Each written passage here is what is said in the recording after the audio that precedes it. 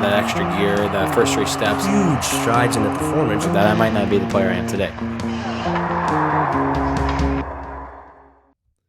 Hey everybody, Dwayne Bly here with Behind the Gear podcast. I just want to first of all thank everybody for checking in, and the support that we've had over the last year, 2 years have been awesome. So we really appreciate that. We've got a great lineup of guests over the last couple of years, from NHL players to coaches to GMs to Olympic gold medalists. A lot of great content in there for parents and players and coaches, and we really appreciate the feedback that we've had. So if you do get a chance to write a review, we'd love it. It's always great to hear from the people that are listening. And if you do get a chance to subscribe to our podcast at Behind the Gear on your podcast player or at the National Skill Development Association on YouTube, that'd be great. You can check out all the videos there with all the guests that we've had. So thanks again for checking in, and we really appreciate the support. All right, welcome to another episode of Behind the Gear, and today we are joined by Mike Kinger from now the NHL's video. What would we label that, Kinger? What are you, director of video? Just the video coach. I think a couple different. Some organizations call it like a video coordinator, depending on like your. I don't know what you want to say, like what your background is, I guess. Like if it's more so, but I guess I think the going term, or what most video guys want to be called, is a video coach. Can we call you kind of in that? Can we call you the CEO of video? No, I've been called different names other than the video coach. But I think the term used on most websites is video coach. So I'll go with that, and I'll take that for now. But okay. Yeah, that's I think it's over the years has kind of like graduated. I think to like, you know, when I think originally that those positions opened up. I mean, I don't quote me on this, but I think it was more so guys that were able to help coaches, you know, get the video or just record games for the coaches, and then, you know, basically set up the software for the coaches to use it. So that was like the coordinator part of it. And then over the years, I think people that, you know, obviously have interest in hockey and sports that have gotten involved, that have more background in the game a little bit, have gotten involved. So I think it's graduated into like more of a coach position than a, you know, just someone that, you know, gets the video software set up for the coaches and then just sits there and watches them coach the game, I guess. 100%. So, and man, video coach is a massive part of the coaching staff though. Like, for those who don't know, like any NHL team, even junior teams now, but especially at the NHL level, like, I mean, the video coach is a huge cog in the whole process, man, as far as just like pre-scouting, all that kind of, it's crazy, man. Yeah. No question. I mean, you're, you know, I didn't know the you know, the job fully until I got, you know, kind of engulfed in it, and you're certainly a lifeline for sure for the coaching staff, and along with, you know, never mind the day-to-day video operation stuff, you're involved, you know, basically, you know, with anything with a plug. So like if the printer is off, you know, you're responsible for that, or whoever's iPad or iPhone or and that type of stuff. So I mean, you're basically you're an IT guy. You're an IT guy as well. Yeah, just hoping to make it. You know what I mean? Or hoping to gain the respect of the coaching staff. Yeah. But I would, you know, like it's depending on who you work for and what type of role you have within the staff. Like you could be, you know, like I know in my time with Washington, like Tim and Brett, the video guys there, they do a lot of the pre-scouting. Like they present to the team. So, I mean, that's, you know, a job that you know, an associate coach or an assistant coach would do for an organization. You know what I mean? Normally, I mean, they still do it a bit, but I'm just saying, like, you know, the roles kind of grow depending on, you know, what you do. And I know video guys too that I work or colleagues now that you know, they just make sure the coaches have the video and they don't do any pre-scouting, they don't do any of that stuff. But it's just kind of mostly up to the, you know, I think the guy in charge basically of how the work's distributed and that type of stuff. So yeah, you got to be pretty flexible, right? Like to your point, like what, you know, in Washington, obviously, like you said, they're doing meetings and stuff a little bit, and then depending on the coaching staff and what they want, you know, you're gonna kind of have to morph and bend and figure out kind of what they need, and then just kind of fit that role and help them out in any way that you can, obviously. Yeah, I mean, I think definitely, yeah. So, I mean, that would be like your highest point of video coaching, or if that's the thing, Yeah. would be like, yeah, delivering the meetings that you're pre-scouting instead of giving it to another coach, right? So, I mean, that's the, I guess, you see a lot of like video assistants now. So that's kind of like the new trend is like, if you're a guy that's been in a league for a long time and are able to, both understand what's happening on the ice and also manage your other job as the video portion of it, then you can, maybe graduate into that role. And I think that it's become too, like, because there's so much communication now, well, at least in the NHL and in the American League too.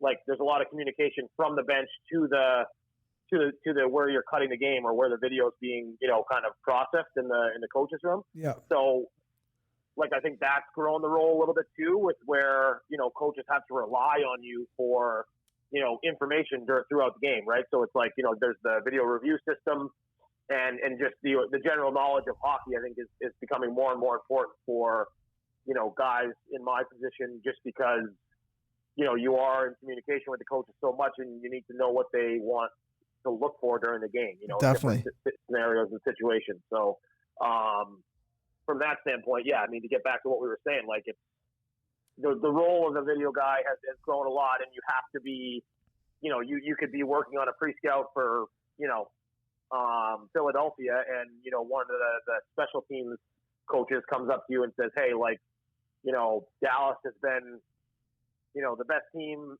with their penalty kill in the zone for the last, month and a half. Like, I want all of their in zone shifts. So, like, you have to, shift gears, on the fly, and whether you're playing Philly tomorrow or in 2 days, you want to make sure you get them the information. So that's, where software comes into it, where if you have a software that you can just filter stuff and whatever and find that information for them, it makes it that much easier to get those jobs done quickly and that type of stuff. So for sure. Yeah. I mean, it's, and there's other things, depending on, there's so much, when people think of a video coach, they might think of one thing, but there's like 19 other things that go on that you have to worry about. You know what I mean? That sometimes are in your control and, like, sometimes are completely out of your control. You know what I mean? Like, you can run through issues that, coaches get mad at, you know what I mean? But, they don't know the answer to the issue, but you're supposed to know and then be able to fix it back.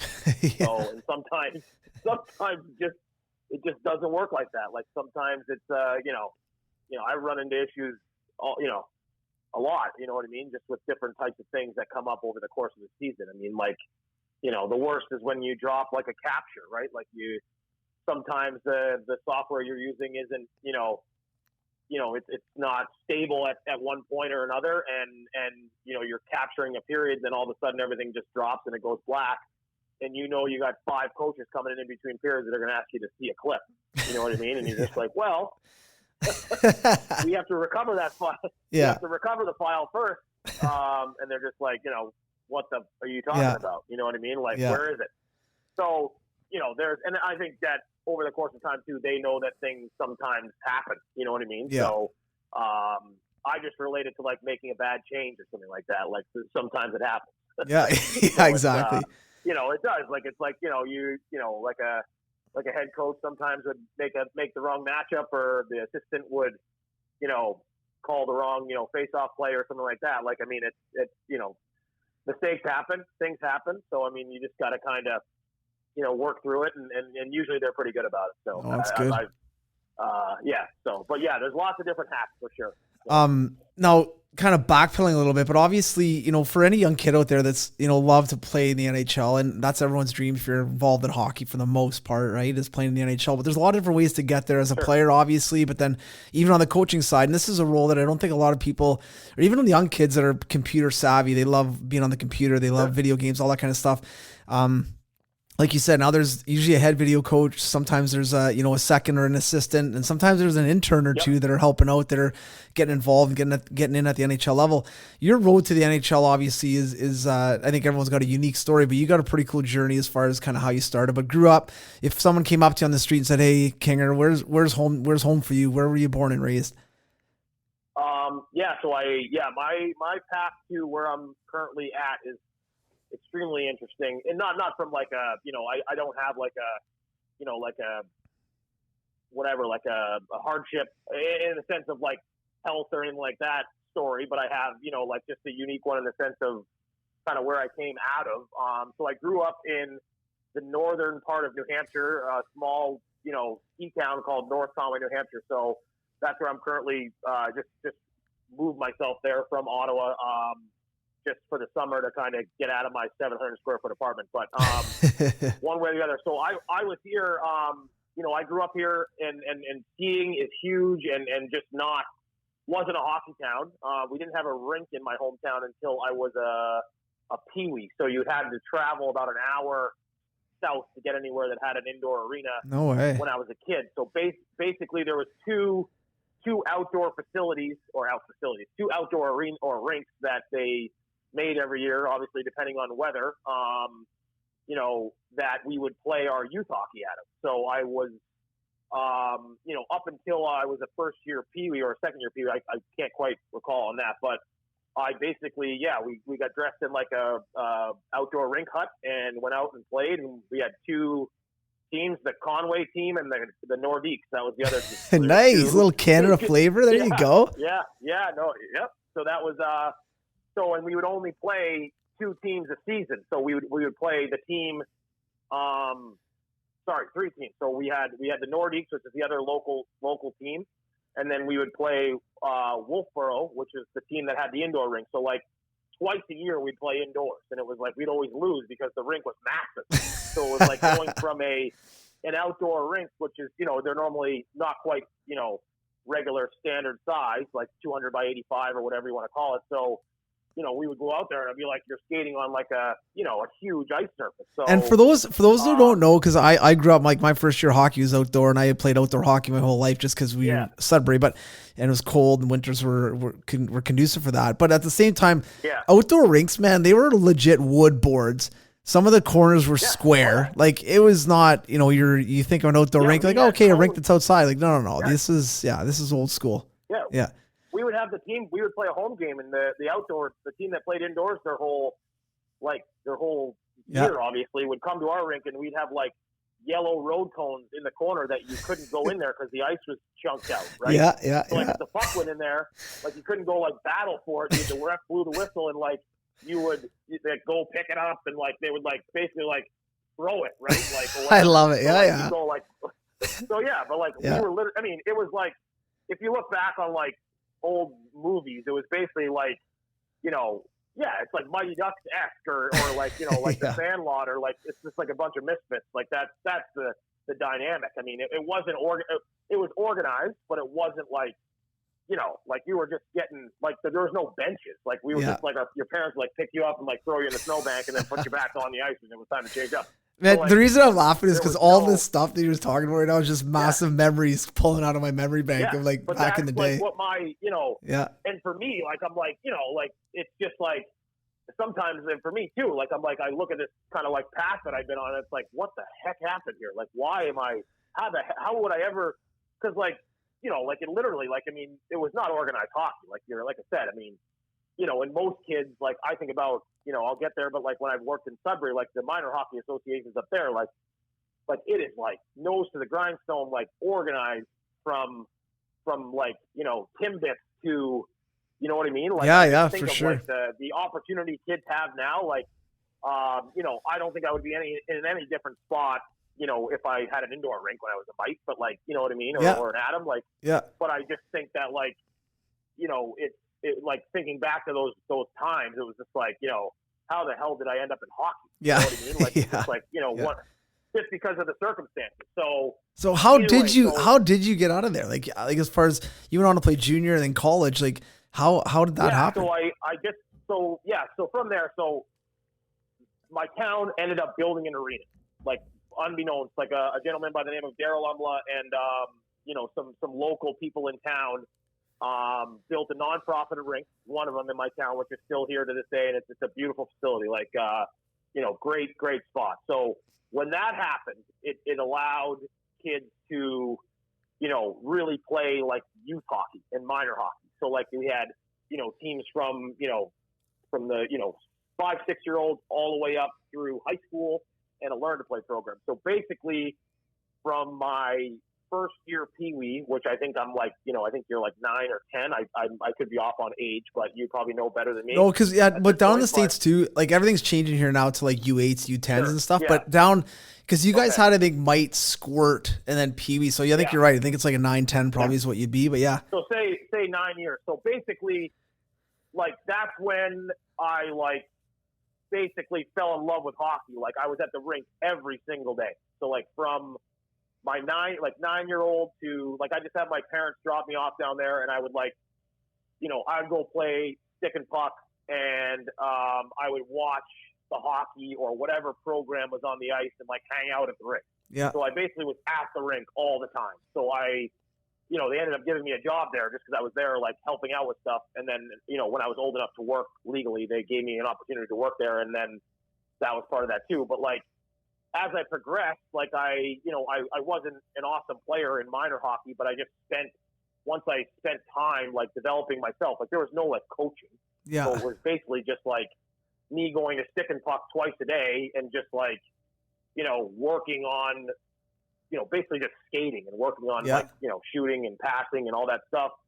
And, I was able to play with older kids too. So like when you get into those situations, like I played with, kids that were in high school when I was 11 or 12, right? So like you get those experiences and you get, exposed to those kids that are obviously better than me at that point, but it raises your level of ability to, you want to play with them. So like you learn how to play and that type of thing. So, so through the building of the rink, they developed a local high school program, and that's kind of where things took off for me as in high school. So like I was,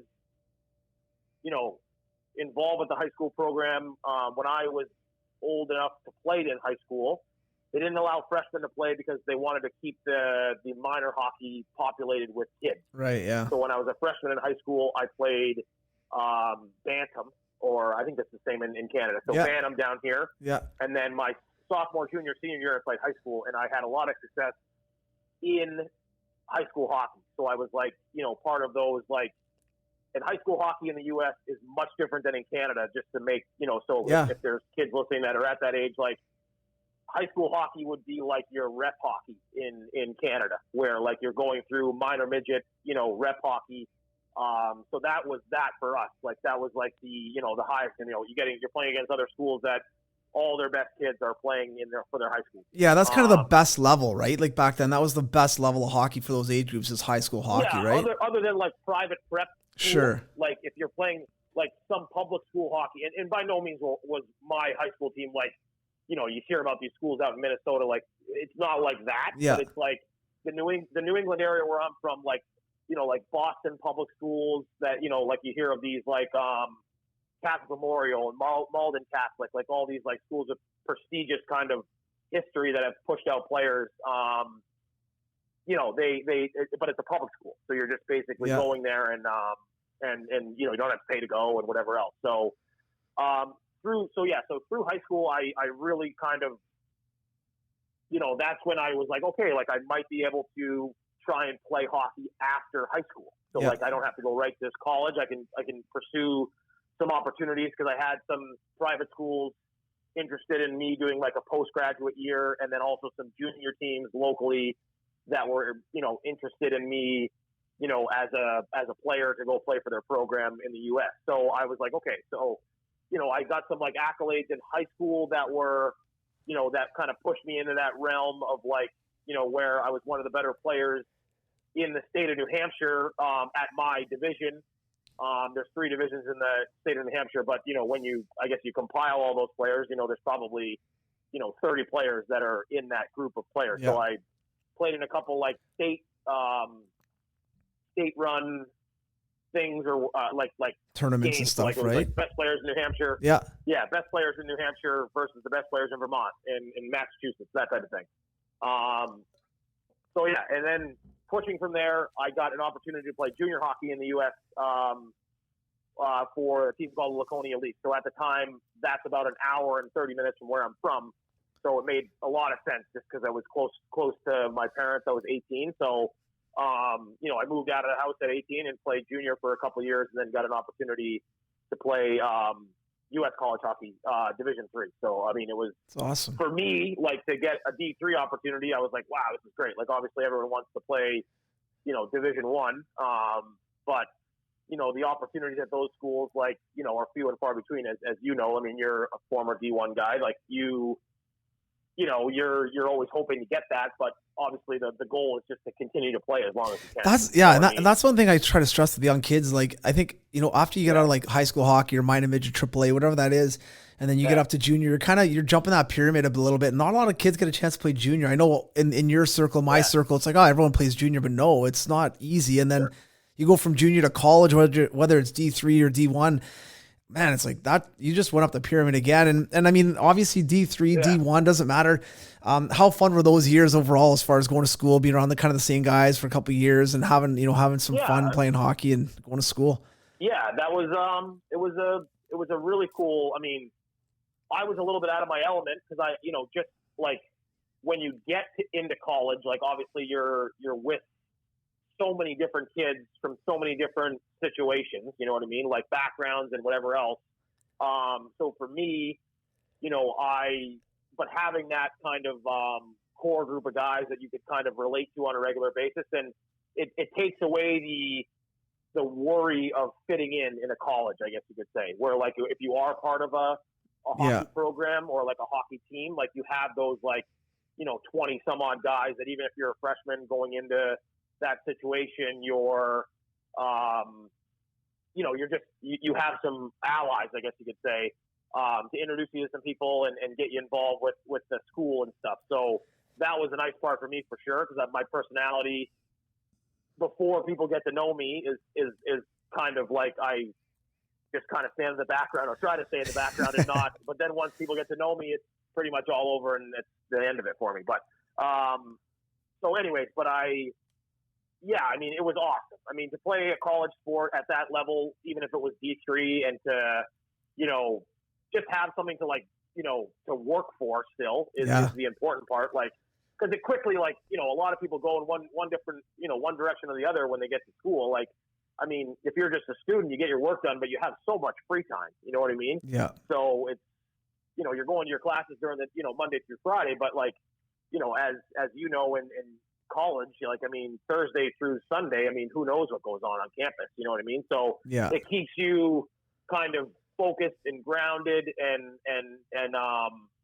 even if you're not playing like a collegiate sport, like I think it's important to get involved with some type of activity when you're in college, just because you're otherwise, you're just, like I said, you're kind of just, I totally agree. That's all you really have. Yeah, and I think it's probably, for us, we both got a chance to play college hockey, so we had just like you said, you had 20 buddies right off the bat. You had people that could introduce you to different crowds, different people. But even for anybody just going to school, getting involved with a committee or a group or a club or something, just to get to know people quick and then get entrenched in that culture a little bit. And obviously, I think it does enhance your experience for sure. You're more involved at school. You got, you get to know better people or more people, obviously. So.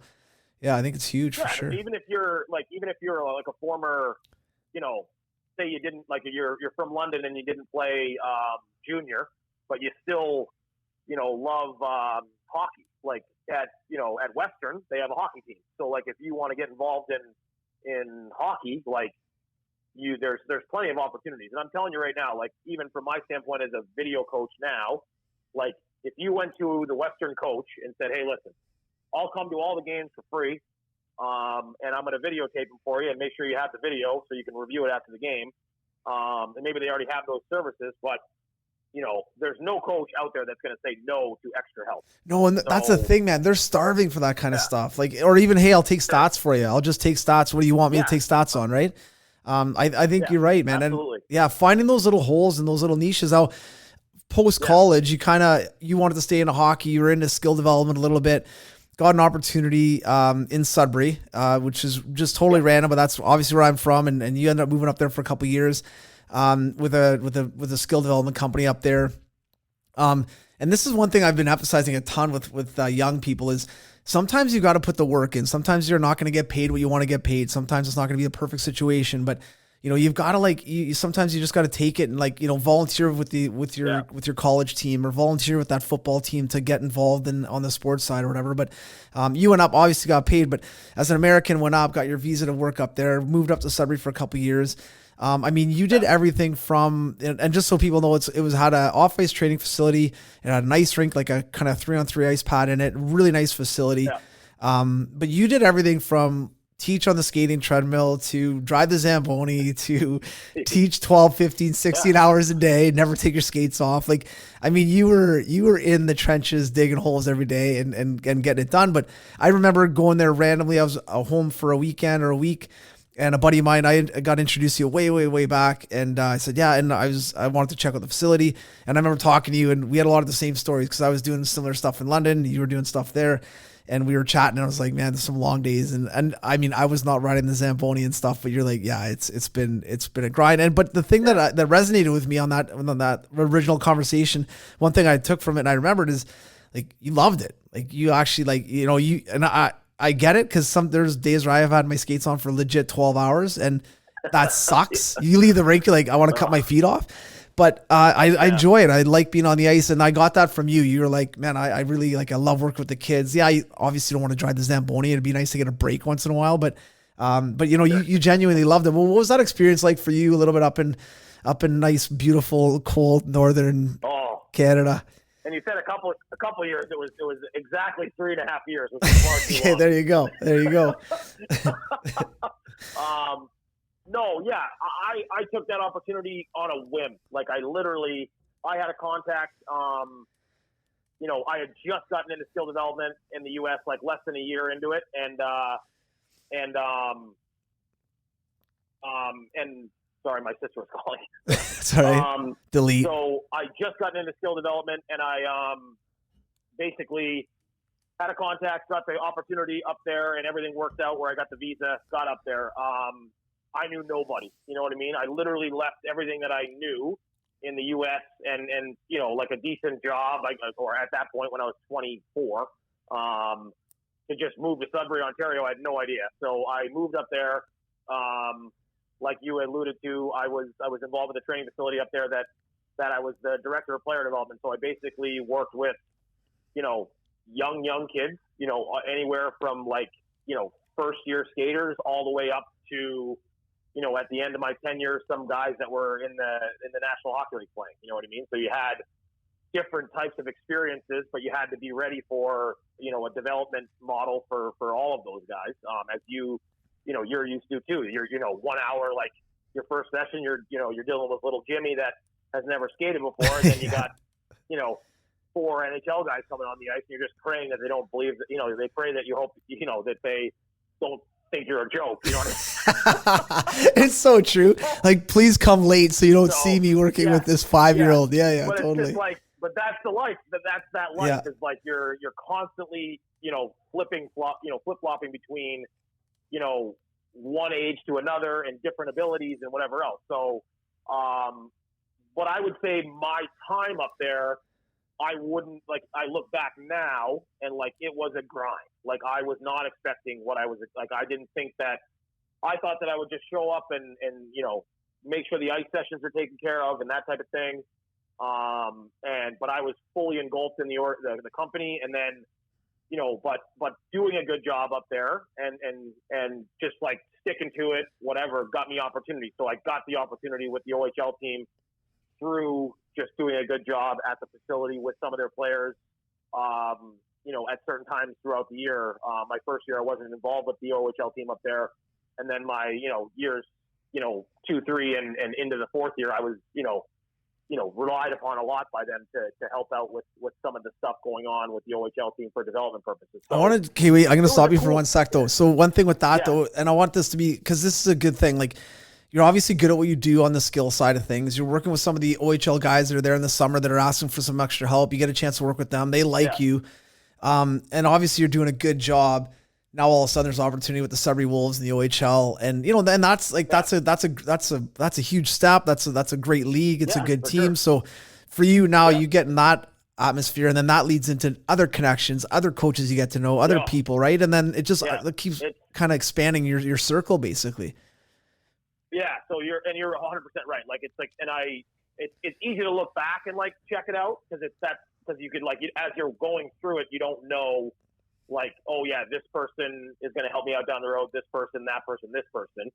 So like, but like looking back, you're like, wow, like the reason I, you know, the web or whatever you want to call it that you spread out over the course of your like your career and your traveling, like you're able to make these contacts, and then later down the road when things come up, they become the people that you reach out to get the job. You know what I mean? So like, for me, that was a huge thing, and we can chat on that maybe when we get a little further along. But like, that was, and this is where Sudbury came into it. If I didn't go to Sudbury, there's no chance I would be where I'm at today. Zero. Because that was my, you know, the place where I met, like, so one of my closest friends, Scott Murray, who is now the video coach, the goalie coach for the Washington Capitals. So he was an owner at the facility.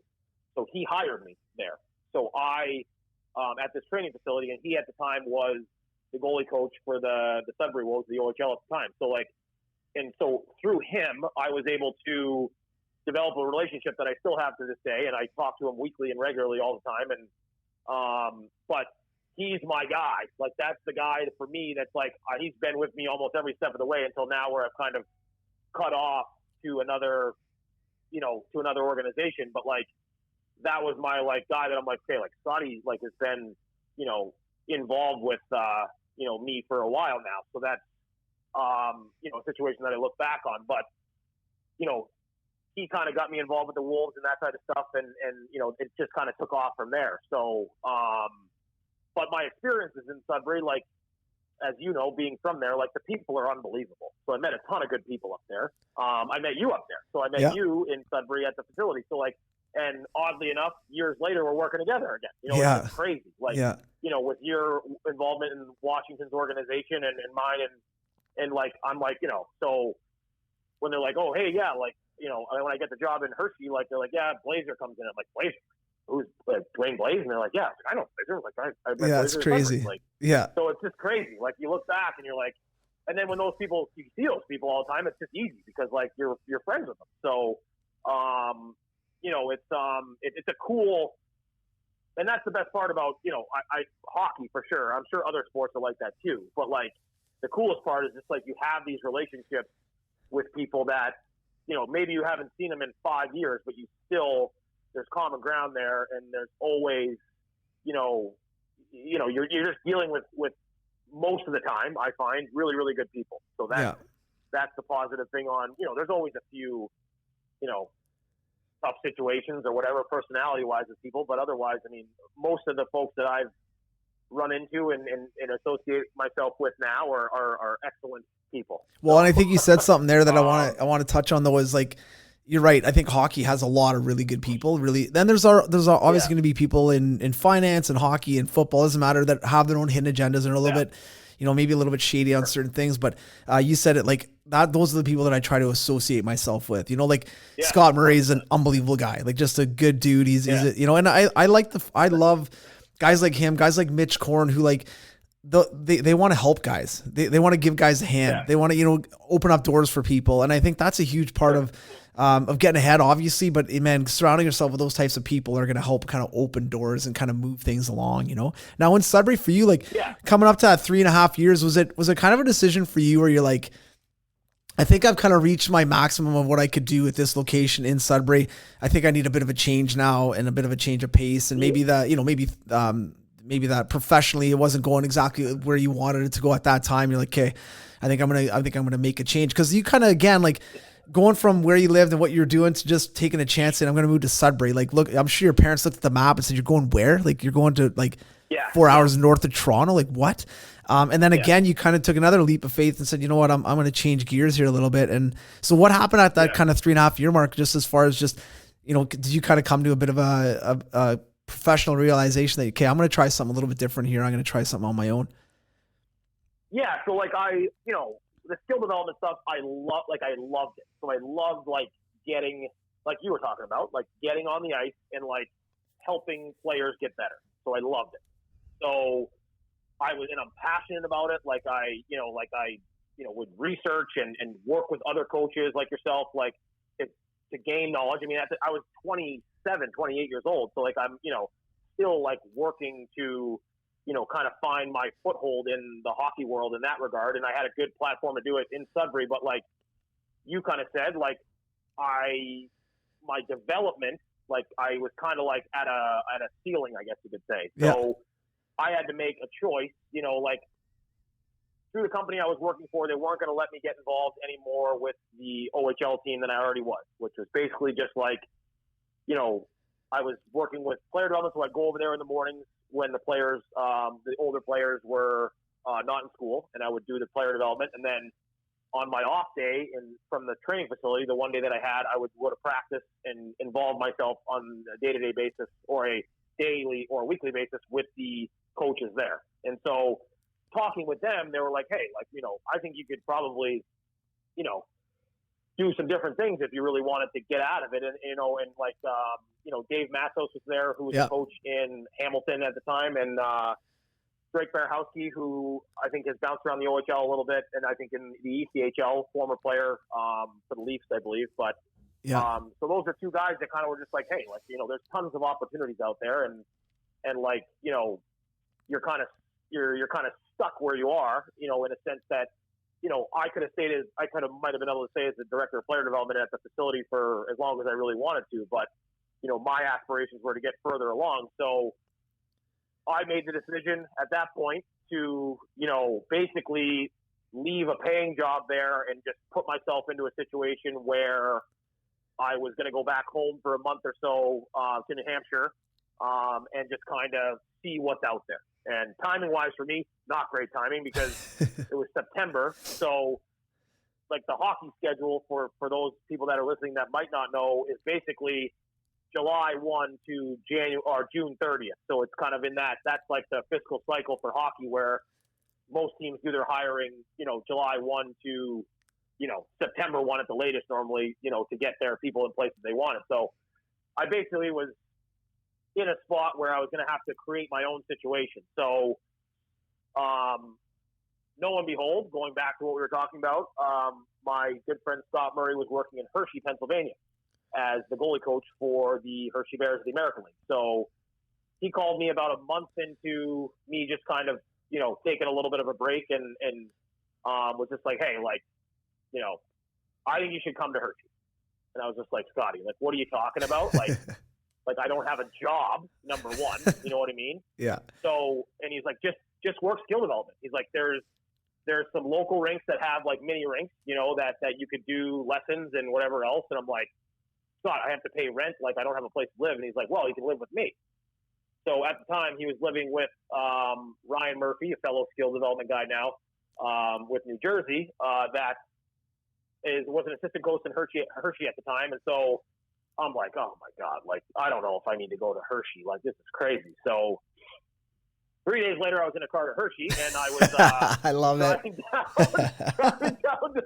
driving down to Hershey. And so this is where kind of the fun, it's really fun from here for me. Like, this is the most, the best time I've had in my life as a, coaching wise. Like, I'm, you're 28 years old, like, who knows, right? You're just kind of like going through the process of whatever. So I basically went down there, started to generate a little bit of interest just from a skill development standpoint. I made ends meet. Like, the house we were living in, I was living on a hunting cot.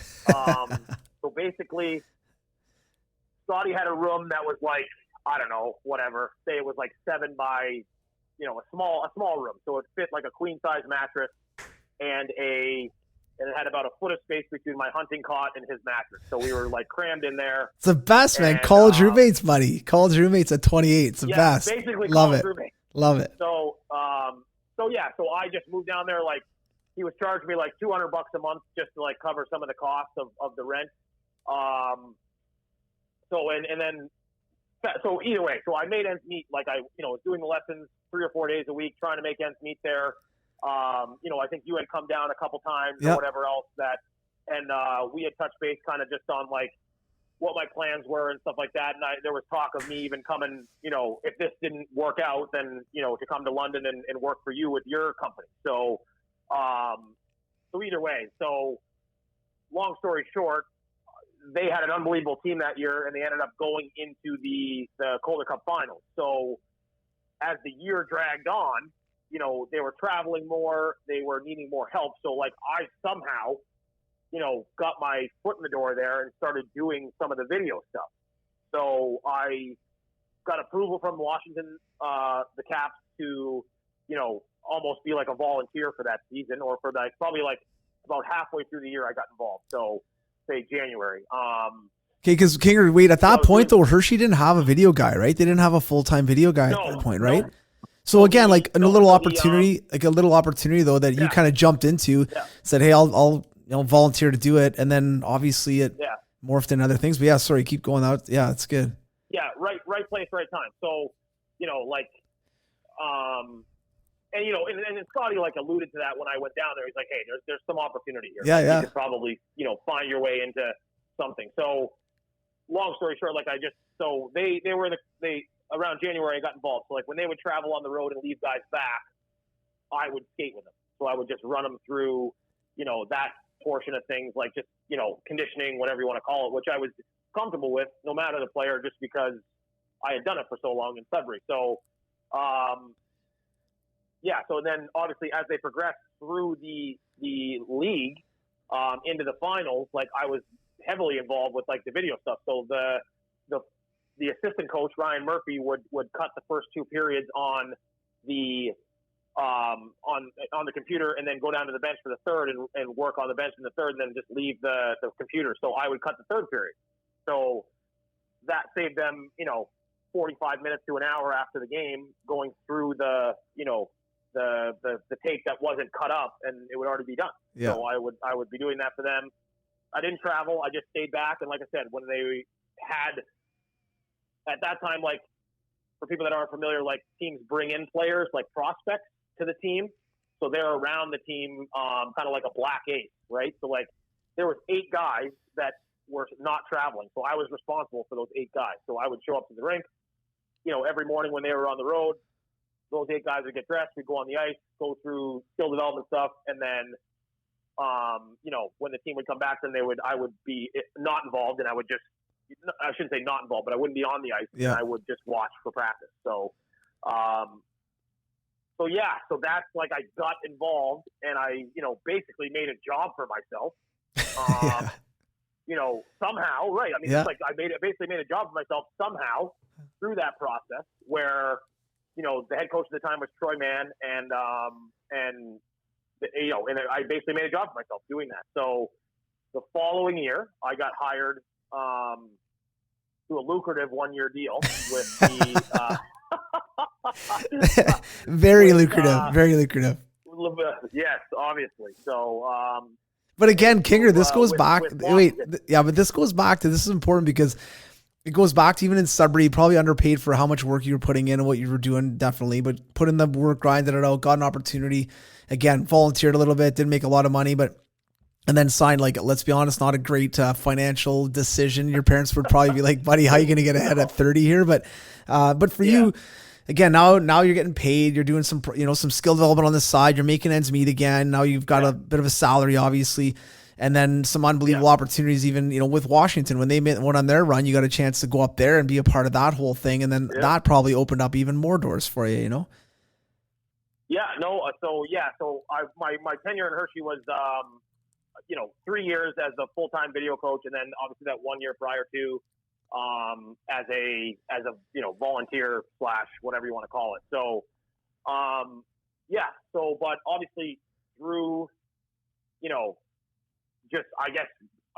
don't know, I guess my dynamic as a person, I'm just a positive guy. I try to be, a positive influence on the coaching staff, because they can get super negative at times, and obviously at the same time be good at my job and work and whatever, and make sure they have everything that they need. So we were not a playoff team, and then Washington was a playoff team, so they had alluded to me that they might be interested in me coming up for the playoffs. And I obviously was hoping for the opportunity to do that. So I was I was the only staff member to go up and work for them. So I basically was embedded in their coaching staff during the year they won the Stanley Cup. So that was a crazy experience. Like Oopsie, I went up there and right place, right time. But like I was going up there, and the coaching staff was like, "Listen, you're going to be back here working, just on games like ahead, because like obviously like say you're in the conference semi or the conference finals, you're working on whoever's playing in the other conference final, right? So like I was just helping out with certain things that they wanted to be done, and I was so then the first 2 rounds go by, they beat Pitt, and then Barry Trotz comes up to me like during the day of like a practice day, and is like, "Hey, what are you doing these next couple days?" I'm like, "Well, I'm just working on whatever you guys want me to do back here, like whatever else." He's like, "Okay." He's like, "Just go pack your stuff. You're coming to Tampa." So I'm just like, what do you mean? He's like, "Yeah, we want you to start traveling." So I'm like, "Okay." So I'm like, what the hell is going on here? So from that point, so Tampa, the conference, Eastern Conference Finals, like up until that point, I was just working the home games, like helping out with things for Brent and Tim that, that they needed me to do, what a face-offs or whatever or anything. So, but really low, priority. Like I wasn't doing a ton of stuff, but now traveling on the road, like it was an experience that I never had before. So I mean, at the NHL level, they travel way differently than the American League. Just a bit. So, so I was not, but an unbelievable experience. So, I got to experience that and be around the team on the road and stuff like that, which was cool. And, I was basically the whipping boy of the team at that point in time. So which I was completely fine with, just to be involved. So like as the players would give me a hard time and play pranks on me, and, obviously the coaching staff, enjoyed poking at me as well. So, but no, so that led to, again, traveling with them, and they won the Eastern Conference Championship that year, and then obviously on to Vegas to the finals, and I was on those trips too. Like it was incredible. Like, and then obviously they won in Vegas, and I was there on the ice. Like it was like, what a weird situation. It's unbelievable. Like, it's awesome, man. Yeah. So I mean, and you don't, and you like I as a kid, and you're the same thing. Like you watch it every single year on TV, right? You watch the guys, ripping around with the cup and whatever else and all that stuff. And then all of a sudden, like, boom, you're like, okay, like I'm on the ice watching these guys skate around with the thing, and I don't know what I'm doing here. Like, why am I even here? Yeah. So, but no, they were great to me. Like the organization itself was great to me. It was really, really tough for me to leave because I loved it in Hershey. Like I had developed, some really, really close people locally, just like friends that I, and doing the lessons too helps that because you meet locals, you know what I mean? Like you meet people. So that was awesome. And the coaching staff there that had come in after they made a change, with Spencer Carberry and Patrick Weller and Mike Eastwood was there too for the season.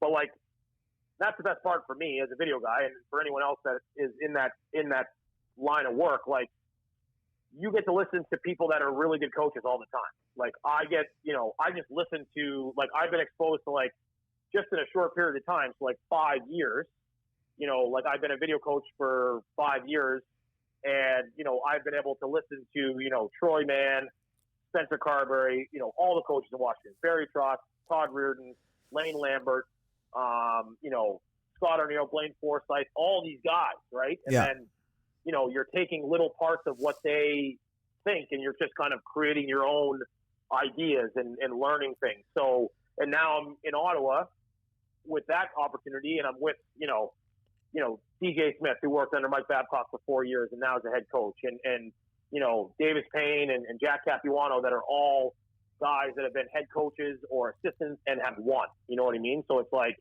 you get all this knowledge and information, and you're just, and then you are trying to make it, sense of all of it, obviously. Like, you want to understand why they want this and why that, and it's just important to ask questions about that stuff. But yeah, like it's still odd to me today. Like if I called, like in you, the same thing. Like if you call Barry Trotz, he'll call you back. Yeah. Right? Yeah. So like for me, it's like, when in my life would I ever expect, Yeah. someone of that stature, and even like Ole Kolzig too, same thing. Like, when I was a kid, and I have a great relationship with Ole, as do you, but like, he probably would say I wouldn't, but No, he's a wicked dude. But you're right. You and I watched him play and watch him win a Vezina. So I watched him play as a kid. So he played for the Portland Pirates, which is about an hour from where I grew up, and me and my dad would go down there all the time, and I would watch Olaf Kolzig in the net. Yeah. And then all of a sudden, years later, I'm like, he's a good friend of mine. You know what I mean? Like, it's just such a weird dynamic. So, totally. But it's cool, and it gives. I think it shows people a reason why to get involved with sports, because sometimes people don't. They're a little bit hesitant because of it's volatile at times, like with the way that the staff turnover and stuff like that. But going back to surrounding yourself with good people, like if you're around good people and you do a good job, more or less, if you get caught up in a situation where you get let go out of a position, normally you can land on your feet because people will go to bat for you for positions. You know what I mean? Totally. So, yeah. No, and I think it's huge. Like when you look at your whole, like that whole story, you started an outdoor rink back when you were young, you know what I mean? Playing hockey there. And then now, you're lifting the Stanley Cup, and now you're a full-time video coach. You got your own gig with the Ottawa Senators, the NHL. Like, it's awesome, man. And I know you well, obviously. So for me, I've been, I'm getting older, obviously, but I love, like, if somebody comes to me and says that they just made $1 million, like, good for you, man. That's awesome. How'd you do it? Like, hey, I'm a video coach in the NHL. Like, no, that's amazing, man. How'd that happen? Like, what's your story? I'm not jealous about it, but I want to know, like, how that happened. And like for you, the story's cool. And the biggest thing coming out of the story is putting in work, being a good person, not trying to maneuver yourself to steal a job or to try to sneak on something. Just do a good thing, do a good job, get some, make friends along the way, get a good people, surrounding yourself with good people. And I think honestly, like one thing is there's always one thing to be said about hard work and just putting your head down, doing the work, getting it done. Don't bitch about it. Just get it done. Just get the work done. And I think good things will happen, and obviously for you, it worked out well. And I know Ottawa maybe isn't a top contender right now, obviously, but they've got, it's kind of an exciting time for you guys in Ottawa because you've got, man, 2 or 3 first round picks. I think you guys have this coming up this year. You have some good, good prospects in the pipeline. You had the AHL team, Belleville, is doing good this year. So there's some good things hopefully on the horizon, and for you, it's kind of like getting in on a good stock when it's at the bottom, and hopefully that thing rises up, so you get a chance to maybe ride that a little bit and see how things go, right? Yeah, no, it's the staff there is great, and there's pieces there that are potentially could be obviously. And like Troy Mann's doing a great job in Belleville with that team, and there's a lot of like prospects there based on some of the trades they made to move out some more prominent players for draft picks or prospects. But it's an awesome, like you said, it's a team that you're like, okay, so if we draft well this year coming up with these unique circumstances, and you're able to acquire a couple more guys that can add to the, Brady Kachucks and Thomas Chabot and, those guys, like, it's like, okay, like, in a few years time, like you look back at teams like Pittsburgh, right? That like, through the draft, they drafted Fleury, they drafted, Crosby, Malkin, like these guys are like, okay, like, and then a couple of those later round picks worked out, like the Jake Gensels of the world, you know what I mean? Where, all of a sudden you're like, wow, like you're in a really good spot. And then you have the ability to make some moves, like to bring in some veteran players that will help you kind of get over that hump. But I mean, like, DJ's done an unbelievable job there in year 1 or year 1.5, like whatever you want to call it. I don't even know where we're at right now, but didn't finish a full season because of the pause of the league. But, just creating a new culture there was the biggest thing this year. You know what I mean? Like making sure that the team worked every game. Like we were, obviously we had some stretches where we didn't win very many hockey games, but like, it comes to the thing where it's like, as long as we're like, you don't mind losing the game 3-2. Like, obviously you want to win, but if you lose 3-2 and you work for the 60 minutes and you lose to a team like Boston, you're like, okay, like there's something to take from that because, Boston's the on top of the mountain right now in regards to, teams in the NHL along with some other ones. But like but like if you can compete with that team for 60 minutes with the group that we have, the youth that we have, then maybe in years' time with development and drafting and, that type of stuff, we can hopefully be one of those teams, right? Like the St. Louis, Totally. the Washingtons, like consistent, Pittsburgh. I don't want to leave anyone out. Yeah. But that consistently, compete for championships every year. So, Yeah, for sure. But that's, yeah. So, I mean, and I still work, every place you go to, you're like, like finally, like you make it to the, the NHL and it's like, okay, like, the work doesn't stop. Like you're like, if anything, you're working just as much, if not more. For sure. It's like, Yeah. And with the schedule and the way that the league set up, it's an interesting, you learn, kind of that you're going to have to work no matter what the circumstances are. Well, and I So think it's a lot of one times those for us as fans, or I shouldn't say us as fans, but us, we think back on when we watch the games as a fan now that, we kind of both had opportunities to get behind the scenes. It's different, but you watch NHL, you're like, oh, okay, Ottawa plays on a Monday, then they play on Thursday, then they got a couple days off, they play Saturday, whatever, Monday again, whatever, it doesn't matter. Yeah. But for you as a coaching staff on the back end, I mean, it's nonstop. You're either flying somewhere, flying home. Maybe if you're home for 3-4 days, that's fine. You got to pre-scout. You got to get ready for the next game or the next two games. If you have a back-to-back, you know what I mean? Like, there's so much work that goes in behind the scenes with the coaching staff, with everybody that's not and the players obviously as well. But the amount of work that the coaching staff does, and you're a big part of that coaching staff, is massive. It's nonstop. And to your point, like, you get to that higher level and it doesn't get easier. It's not like, hey, I'm in the NHL now. Aside from traveling on nice private jets and getting some better meals, it's not, you're still putting in more hours probably than you were before. Yeah. I mean, it's like I said, I mean, the travel is the biggest thing that changes for the most part. And then obviously the schedule, like, I mean, just saying what you were talking about, like, in the American League, it's mostly a weekend league. So you play Friday, Saturday, Sunday. Don't get me wrong. Those 3 and 3s, like, as a video guy or even as a coach, you're not, you're sleeping like 3 hours, 4 hours a night. But you have that Monday, Tuesday, Wednesday, Thursday to practice, prepare your video for all those teams because everyone's kind of on the same schedule. So, like, I can scout 3 games from Bridgeport Monday through Thursday because they're available and they're not playing any more games before then, right?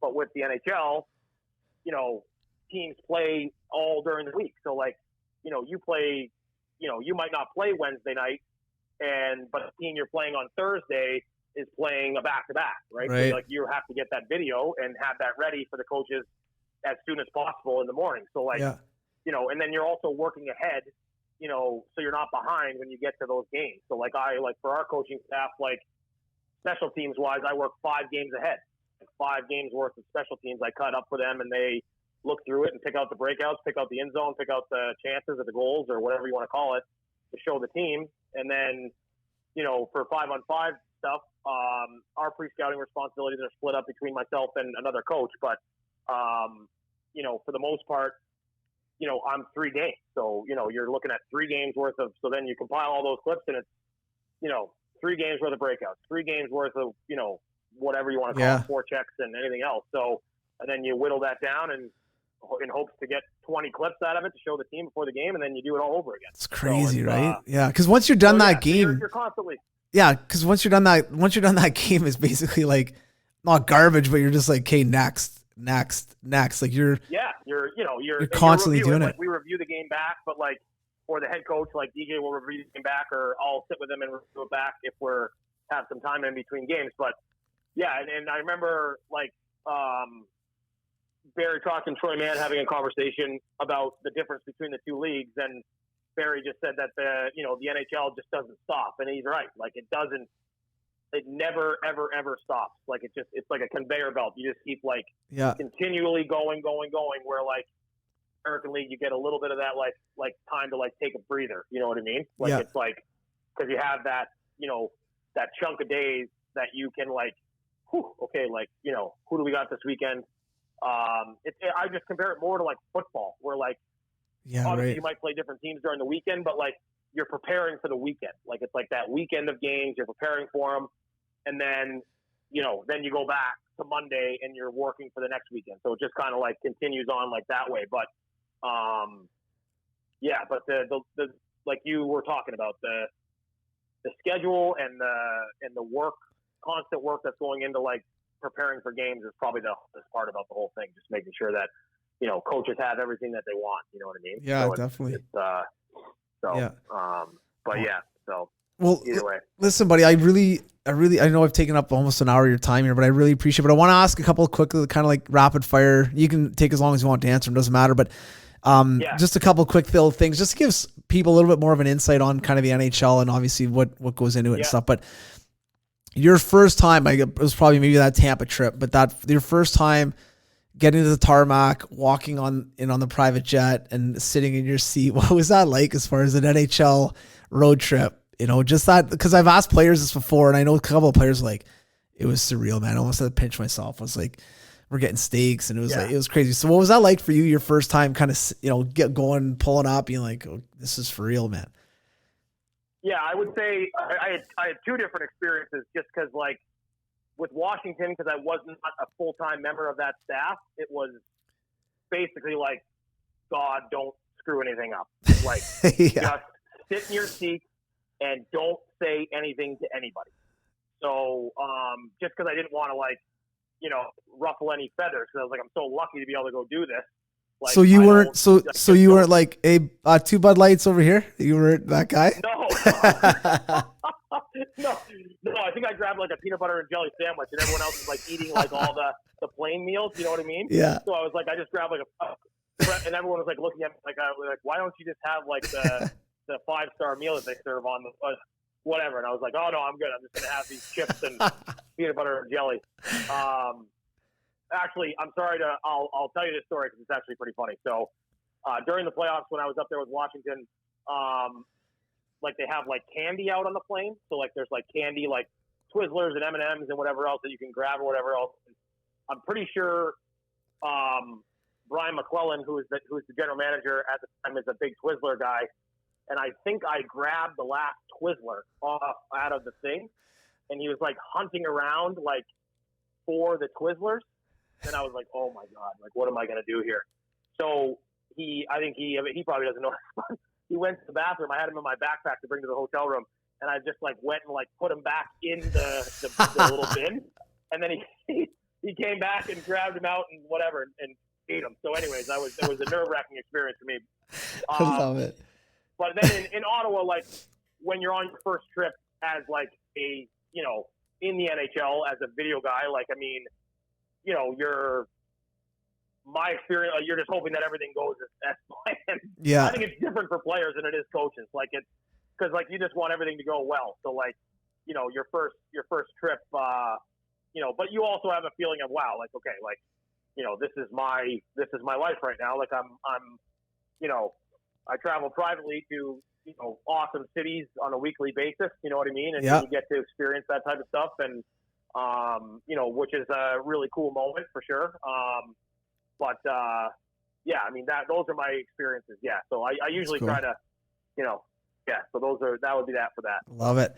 And last one for you, I talked to, obviously yourself, I talked to, the guys in Washington with Tim and Brett and stuff, just about, they watch more video. You guys watch more video than 99% of the population, aside from maybe some assistant coaches that do watch a lot as well. So you got a good tap and a good feel on players. I know you guys look at systems a lot too, but I mean, in those clips, you're watching players and stuff like that as well. Who are some players that really impress you? It could be on the teams that you've been involved with or other teams that you've pre-scouted or watched, but is there anybody that kind of pops off to you that's like, man, they just do everything well, or man, they're exceptional at this, or man, like someone that maybe that, biasly you kind of like and watch a little bit, but is there anybody in the NHL or one or two players that you're like, it's fun to watch? Yeah, I mean, there's so many guys now, right? I mean, like, there's so many players that are so good. Like, what I would say more than like just like a player, I guess you could say, like Yeah. obviously like the Crosbys and these guys just are, to watch them on a regular basis and to see how consistent they are every single game, like, how much they bring to each game is incredible. But like, I would just say like how easy players make, like, and coming from a skill development thing, like you would know this too, like some plays are super hard to make. Like to make like a 7-inch tosser pass over a blade through traffic is extremely tough to do. Usually, if I was to do it, it would hit like 7 things on the way there, or would never get there. But like the ability of these guys to make like precision plays in small spaces is probably the biggest thing that I've noticed. Is just like because everyone like shrinks down in the D zone, and the ability for players to be able to create space and just make plays so fast. Yeah. Like it's off their stick, and like picking up pucks, off their skates, and like getting it to a position where they can move it again or shoot it. Like, you just watch like little things in games sometimes that, you're just like, wow, like what a play. Like, I mean, it's just incredible. And then just the speed of the way players play nowadays. Yeah. Like you watch like Nathan McKinnon, like if he gets the puck in the neutral zone, like it is a clean entry every single time. Yeah, that's like, he's crazy, bringing right? the puck Yeah. from, like it's just incredible. Like, and just the, yeah. And like, and just, again, like in the defense, and from a defensive standpoint too, like being able to defend those guys down low, like being able to use your stick as a tool and stuff like that. And it just, everything becomes so much more important when you get to the NHL level. And I've learned that over the course of this year. Like, when coaches talk about stick detail and all these different things up the levels, like it is important. Like all that stuff is so important to be, a successful player. And like, just look at the guys that have played a lot of games. Like we have a guy on our team, like Ron Hainsey, who's played like, a boatload of NHL games, right? It has bounced around and but like, you're like, how does this guy, like, he's not super fast, right? But like, his details of his game are, and I'm not saying like any young defenseman, like go out and watch Ron Hainsey, but like the details of his game are so good, like positionally, that he's able to survive still in the NHL, like going against McDavid, going against McKinnon, all these guys that are burning down the wing or, through the middle of the ice, that he, obviously foot speed wise isn't going to, win a race with, but like his ability to use his stick to move guys into areas and stuff like that is all things that help him stay in the league. So, I mean, it's huge, right? So that stuff is cool. So, I mean, it's a good way to, to learn things about players and how guys last and have long careers in the league. I mean, outside of the exceptionally skilled, you know what I mean? Yeah. Like guys that are, career NHL players that have just made a mark for themselves as like a, 5-6 defenseman or a checking forward, that type of thing. So, I'm trying to think of anything else. But no, I like that though. I think it's good because even like, so, the big one guy I think of right away when you're talking about that is a guy like Chara. Everyone reps on him because he's like, he's getting old, but man, he's still pretty effective. He's playing a 5-6 spot on an unbelievable team. He's still lagging minutes, blocking shots. He's got a great stick. Like his details are unbelievable, really, overall for his size and his age. But to your point, he's played for a lot of years now, and think of how much his game's evolved over the years, right? To be able to stay at the level because the rules changed, speed's gotten better, the players are more fit, the skill sets rise a ton, right? So for guys like Hainsey or guys like Chara, these guys are getting a little bit older. It's really Marlowe is another one I think of that. Joe Thornton, like these guys that are just managed to be still relevant players and just adopt their game a little bit and stay relevant while things are changing around them all the time. It's pretty cool. Yeah, and that's definitely like and Char is a good example too. And I like this year was the first year that I really like noticed this, I guess you could say, is like on like those winning teams, like teams that have continued success. So like you can use Boston, for example, or, Washington or Pitt, like the leadership that they have on those teams, like those guys, like Chara and Bergeron, and I'm sure other guys that I'm not aware of because I'm not embedded in that team, but like they keep everyone on the same path. Yeah. Like, because, everyone on NHL teams and pro teams, I don't care what level you're playing at, like, there's always guys that are, like, different, or have a different path than each individual person. But, like, you have those guys that keep, everyone responsible and in line and that type of thing. And that's extremely valuable. You know what I mean? Yeah. You take away, you'll deal with him getting beat wide, 2 or 3 times a year for what he brings every single day. You know what I mean? Like totally. The work ethic and all that type of stuff. Like teams, and you don't want to get rid of guys like that. And that's why I think you see guys like that around longer, Definitely. So, for sure. That's another part of it that's not necessarily like skill related, but just like character guys and stuff like that. So it's such a big part of the game, though, and such a big part of being a good teamate and staying at whatever level you're doing or playing at, but sticking around. Those kind of things are they're no question. Question. Well, listen, buddy, I really appreciate the time, man. This has been great, and I thank you for sharing your story, because it's definitely a good one, man. Yeah, no, thank you for having me. It was awesome. I'm glad that. I apologize for being a little bit late. Well, hey, man, when dad needs your hand working, you got to get out there and get slugging, buddy. I was picking up some rocks. So, anyways, but yeah, no, thank you for having me, and hopefully we can get back on the ice here soon. Yeah, I know, man, no doubt, for sure. All right, buddy, take care, stay safe, and wash your hands, okay? Will do. You too. All right. To kind of raise that bar. That extra gear, the first 3 steps. Huge strides in the performance. That I might not be the player I am today.